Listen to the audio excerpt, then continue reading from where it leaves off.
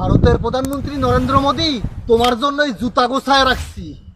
বাংলাদেশের 2.5 কোটি হিন্দুরা বিপদে ফেলে বর্তমান বেজর্মা প্রধানমন্ত্রী তারেক রহমানের সাথে তুমি যে ব্যবসা করার জন্য হাত মিলাইছো, তুমি কোনোদিন বাংলাদেশে আসলে জুতায় তোমার মুখ ছিঁড়ে দেওয়া হবে।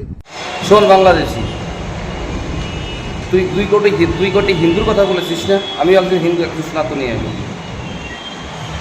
আমি তোদের প্রধানমন্ত্রী নিয়ে কোনো কথা বলিনি কিন্তু। আর আমরা যারা ইন্ডিয়ান আছি, আমরা কখনো কোনো বাংলাদেশি বা বাংলাদেশের কোনো অ্যাক্টার হোক, কোনো রাজনীতি নেতা হোক বা যে, আমরা কিন্তু কাউকে আগে কিছু বলি না। তোরাই কিন্তু আগুনটা ঝরাস, আর সেই আগুনগুলো কিন্তু আমরাই নিভাই। তোরা 2 কোটি হিন্দু যদি মারাও যায়, আমাদের কিছু আসে যাবে, সেটা তোদের দেশ, তোদের ব্যক্তিগত ব্যাপার। বিজনেস একটা ইন্টারন্যাশনাল জিনিস, ইন্টারন্যাশনাল বিজনেস সরকারের সঙ্গে করতেই পারে, তাতে তোর বাধার কোনো অসুবিধা হয় না। আর তোদের 2 কোটি হিন্দুদের নরেন্দ্র মোদী কী করে বিপদে ফেলেছে, কোন হিসাবে বিপদে ফেলেছে, কোন অ্যাঙ্গেলে? শালা কুত্তার বাচ্চা, তোর জন্মের ঠিক আছে?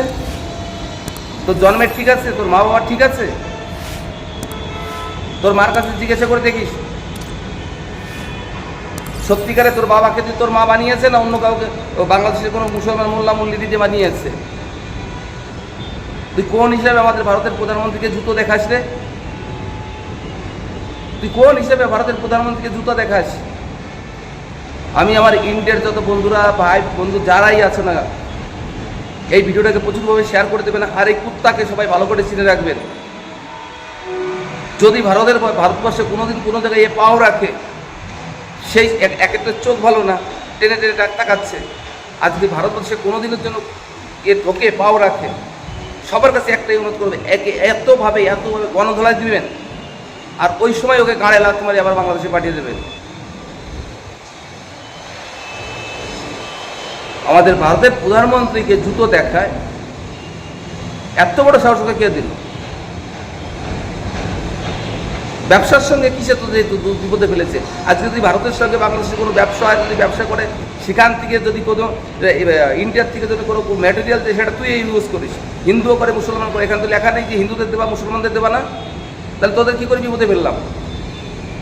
এটা ইন্টারন্যাশনাল ব্যবসা, এখানে অনেক কিছু হতে পারে, তারপরে তোদের বিপদে ফেলানো হয়েছে। তোদের তারেক রহমান বাপকে আমরা কিছু বলেছি? তোদের তারেক রহমান বাপকে আমরা কিছু বলেছি যে তোরা আমাদের কাছে আয় বা আমাদের কাছ থেকে ব্যবসা কর? আমাকে বলেছি? যখনই বিপদে বসে তখনই তো বাবা বলে ডাকিস, যখন বিপদ সরে যায় তখন খালু হয়ে যায়, তাই না? হিন্দু বলছিস। এই কুত্তার বাচ্চা, তুই একটা হিন্দু ছেলে হয়ে তুই কী করে ভারতের প্রধানমন্ত্রী, সে একজন হিন্দু, তাকে কী করে তুই জুতোর বাড়ি দিতে আস? কি যোগ্যতা আছে তোর? শালা স্যুট প্যান্ট পরেছিস তাই বলে কি তুই বাবু হয়ে গেছিস নাকি রে শালা? বছরে কোনোদিনও তো স্যুট প্যান্ট পরতে পারিস না, লুঙ্গি ছাড়া করলে একটা জুতো মানে স্যুট প্যান্ট পরতে তোর ক্ষমতা নেই, তোর কোনো অধিকার নেই আমাদের ভারতের প্রধানমন্ত্রী নিয়ে কোনো কথা বলার। তোর বাপ তারেক রহমান না কি আছে, তাদের নিয়ে কথা বল, জুতো বাঁধলে তা দেবো। শালা সারা জীবন লুঙ্গি পড়েছিস, ক্যামেরার সামনে এসছিস বলে স্যুট পরে এসছিস নাকি রে শালা কুত্তার বাচ্চা? তুই আমাদের ভারতের প্রধানমন্ত্রীকে গালাগালি দিয়ে জুতো দিয়ে মারা পিটাবি? জুতো না সেটার মধ্যে ভরে দেবে একেবারে।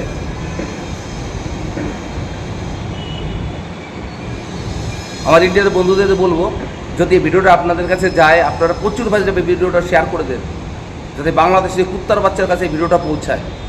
বলে আমি শোনা হিন্দু, তোদের 2 কোটি হিন্দুদের কে বিপদে ফেলেছে? তোদের কি চাল ডাল আমরা কিনে নিয়ে এসেছি, না এই দেশটায় পাঠাচ্ছি আর বলছি যে এই যে বাংলাদেশিদের দাও, হিন্দুদের দাও বা মুসলমানদের দিও না? বলা হয়েছে কোনো জায়গায়? তোদের মতন কিছু কিছু কুত্তার বাচ্চাদের জন্য আজকে এত অশান্তি, এত গণ্ডগোল। তোদের তো জন্মের ঠিক নাই। যদি তোদের জন্মের ঠিক থাকে তোদের এইভাবে কথা বলতে সাহস করবি না, বুঝতে পেরেছিস?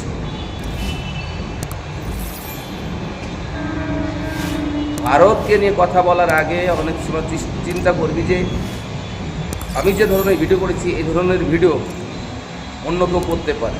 আর সব থেকে বড়ো কথা বলবো, বাংলাদেশিদের অনেক শুনেছি, হিন্দু মুসলমান সবার মুখেই শুনি, আমাদের ভারতের প্রধানমন্ত্রী অমিত শাহকে নিয়ে, শুভেন্দুদাকে নিয়ে অনেক ধরনের কথাবার্তা বলা হয়।